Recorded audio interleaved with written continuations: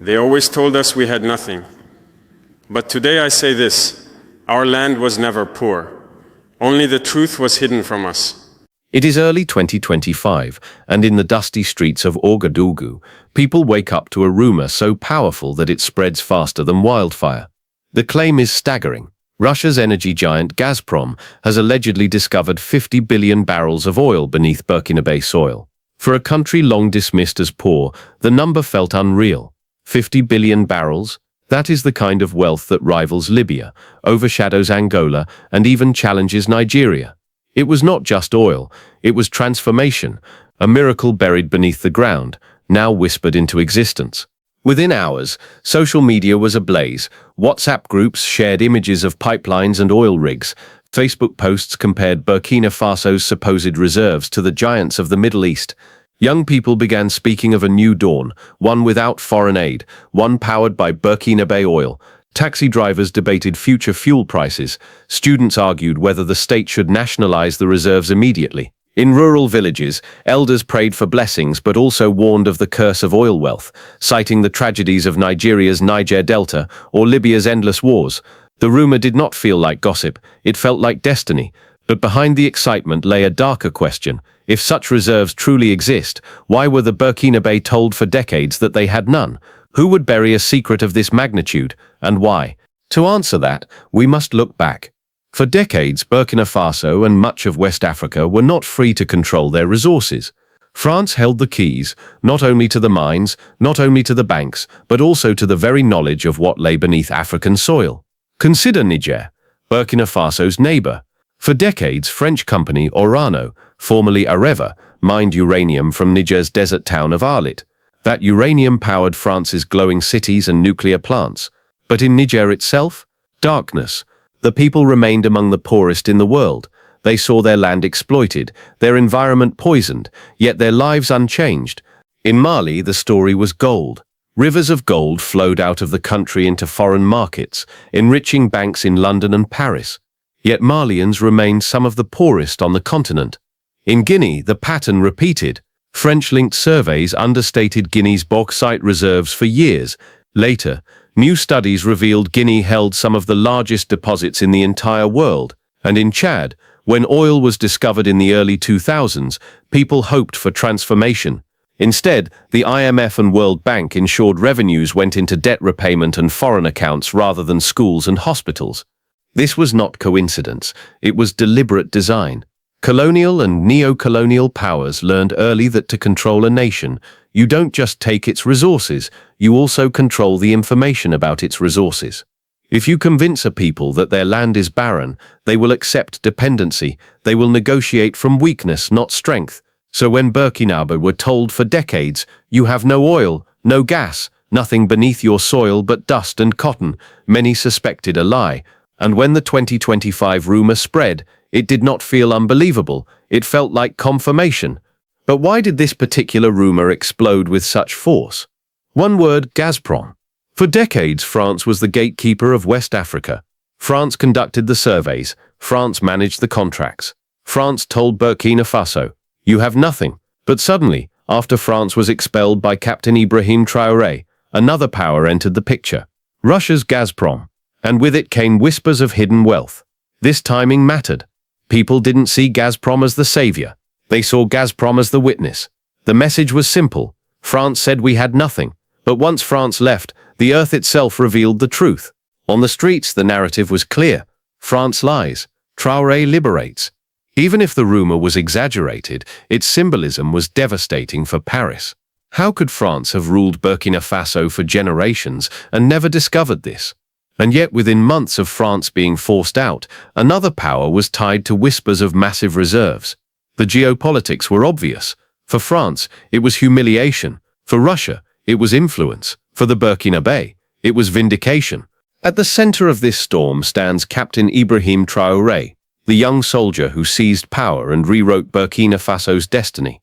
When Traoré expelled French troops, tore up exploitative contracts, and rejected the CFA franc system, he was doing more than politics. He was breaking a spell. For decades, Burkina Faso had been conditioned to believe it was poor, that poverty was natural, that dependency was inevitable. But Traoré refused. His message was simple: Burkina Faso will no longer be blindfolded in its own house. This is why the oil rumor struck so deeply. People believed that only after breaking free from France could the land reveal its true wealth. The rumor became a story not about geology but about sovereignty. Markets buzzed with the same sentiment. France wanted us poor. Traoré showed us rich. In this narrative, Traoré was not just a coup leader, he was a liberator, the man who lifted the veil. Even if no oil is ever found, Traoré has already given his people the greatest gift of all: belief in their own strength. Here lies the heart of the story. Oil was never just oil. It became a symbol. For decades, Burkinabe were told they had nothing. The oil rumor shattered that narrative. Poverty was no longer seen as natural, but as manufactured. Wealth was not absent, it was hidden. Suddenly, young people saw a future without aid. Farmers imagined roads and irrigation. Villagers dreamed of schools and hospitals built from their own resources, not foreign charity. Even if the 50 billion barrels don't exist, the story gave people something priceless: dignity. Oil became a metaphor for all of Africa's buried wealth. Uranium in Niger, gold in Mali, bauxite in Guinea, cobalt in Congo. All stolen, hidden, or misrepresented. Oil was not just crude beneath the ground. It was the truth, long denied, now rising to the surface. But this raises a haunting question. If the oil exists, how could it be hidden for so long? The answer lies in information control. Geological surveys were dominated by French-linked institutions. Promising sites could be downgraded to non-commercial with a single line in a report. Data was archived in Paris, never shown to local officials. Maps could be locked away for decades. History proves this pattern. In Zambia, copper deposits were underreported to protect British companies. In Guinea, bauxite reserves were understated for years. In Congo, cobalt's value was hidden until foreign industries needed it. So when Burkinabe heard the oil rumor, they didn't scoff, they nodded, they connected the dots. If France could lie about uranium, gold and bauxite, why not oil? The cover-up theory gave the rumor its power. It wasn't about geology, it was about trust. And trust, once broken, can never be repaired. If Burkina Faso truly holds massive oil reserves, the consequences are staggering. Overnight, it could join OPEC. Pipelines could stretch across West Africa. The Sahel, long seen as barren, could become a global energy hub. But geopolitics cuts both ways. France would be destroyed diplomatically. To have controlled Burkina Faso for decades, only to be accused of hiding its wealth, would shatter what little credibility Paris still has in Africa. Russia, on the other hand, would emerge as a new partner, cementing influence not just in Burkina Faso but across the Sahel. And beyond geopolitics lies psychology. Across Africa, people began asking the same question. If Burkina Faso was lied to, what about us? In Tanzania, in Congo, in Zambia, whispers grew louder. What if we are rich too, but were told we were poor? That is the real shockwave. Not oil, not barrels, but belief. In the end, the most important resource uncovered in 2025 was not oil, it was awareness. For the first time, ordinary Burkinabe are asking, why were we told we had nothing? That question changes everything. Oil can be stolen, oil can be wasted, but awareness? Awareness is permanent. Once a people know their worth, they cannot be controlled. This is Traoré's true victory. By casting out France, he gave his people the freedom to question, to demand answers, to believe in their own land.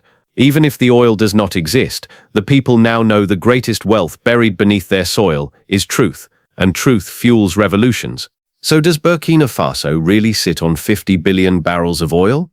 Maybe, maybe not, but the question itself has already changed history. For Paris, this is a catastrophe.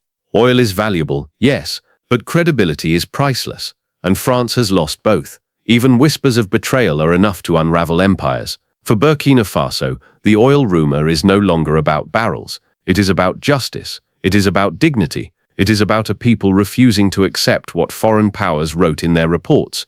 And for Captain Ibrahim Traoré, the young soldier who dared to defy France, it is about more than geology. It is about legacy. Even if no oil is ever drilled, he has unearthed something far greater, the belief that Africa's destiny will no longer be dictated in Paris. The people of Burkina Faso now know this.